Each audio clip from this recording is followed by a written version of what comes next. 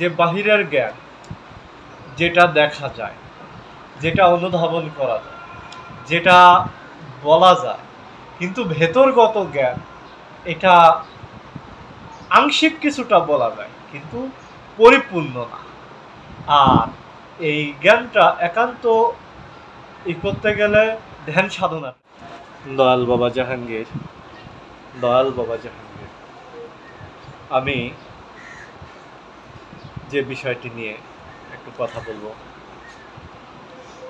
বেশিক্ষণ না, সামান্য কিছু, সেটা হচ্ছে যে সৃষ্টি বিশেষত্ব এককারে বিশ্ব মানবতা। সৃষ্টি এবং অনুসরণ পাশাপাশি চলে এবং চলতে হয়।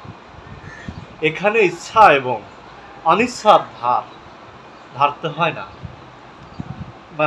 এটা তাহলে একটা অপরটাকে প্রেরণা দেয়, এগিয়ে নিয়ে যায় নতুন দিকে। অনুসরণের বাহিরে থাকে এবং অনুসরণের বাহিরে থাকে এবং বাইরে থাকায় অনুসরণের ধর্ম, মানে ভেতরে নয়। সৃষ্টির ভেতর হতে বাইরে চলে যায়, সৃষ্টি কি ভিতর হতে বাইরে চলে যায় এবং প্রকাশিত হয়। আর অনুসরণ একদিকে বাদ দিয়ে অপরটাকে রাখার প্রশ্নে ওঠে না। সুতরাং ইহা মৌলিক বা একদম নতুন। অনুসরণকারী অনুসরণ করেন, এই অনুসরণ আপন অস্তিত্বের ভেতর হতে তৈরি হয় না। সুতরাং ইহা মৌলিক বা একদম নতুন নয়। বাইরের জ্ঞান বাহিরে ছড়ানো যায় এবং ইহাকে অনুসরণের মাধ্যমে জ্ঞানের অনুশীলন বলা হয় এবং ইহা একদম খাঁটি অনুসরণ। স্রষ্টার ভেতরের জ্ঞান বাহিরে ছড়ানো যায়, তবে সবটুকু নয়, কিছুটা। তাও ভাষার বিভিন্ন বাহনের মাধ্যমে। ভাষার বাহন স্রষ্টার ভেতরে জ্ঞানের ব্যাখ্যা দিতে পারে, তবে সবটুকু নয়, ছবির মতো রং তুলি দিয়ে ফুটিয়ে তুলতে পারে। কিন্তু ভেতরের জ্ঞান ভেতরেই অনুভূতি অভ্যন্তরে লুকিয়ে থাকে। এই জ্ঞান অর্জন করতে হয় সাধনার একাগ্রতার মধ্য দিয়ে। আসলে যেটা বুঝলাম, যে বাহিরের জ্ঞান, যেটা দেখা যায়, যেটা অনুধাবন করা যায়, যেটা বলা যায়, কিন্তু ভেতরগত জ্ঞান এটা আংশিক কিছুটা বলা যায় কিন্তু পরিপূর্ণ না। আর এই জ্ঞানটা একান্ত করতে গেলে ধ্যান সাধনাটা করতে হয়। তা এখানে ধ্যান সাধনার কথা আসলে তাহলে কি ধ্যান সাধনা? এখানে চলে আসে এটাই যে সাধনা তো অনেক প্রকারের আছে।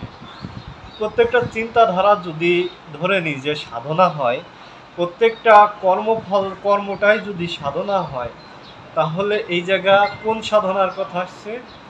এখানে আপন গুরু নির্দেশ অনুযায়ী সাধনা করতে হবে। নিরিখ বর্জক, এইভাবে যখন নিরিখ বর্জক স্থগিত থাকবে, যখন একান্ত একনিষ্ঠার মাধ্যমে যখন নিজের ভেতরে ধারণ করা যাবে আপন গুরুকে, আপন মোর্শেদকে, তথা বাবা জাহাঙ্গীরকে, তথা বাবা বেদম ওয়ারসিকে, তথা বাবা নাহিদ শামসুর তাবরিজকে, আমি তিনটার কথাই বললাম, কাউকে বাদ দিই না।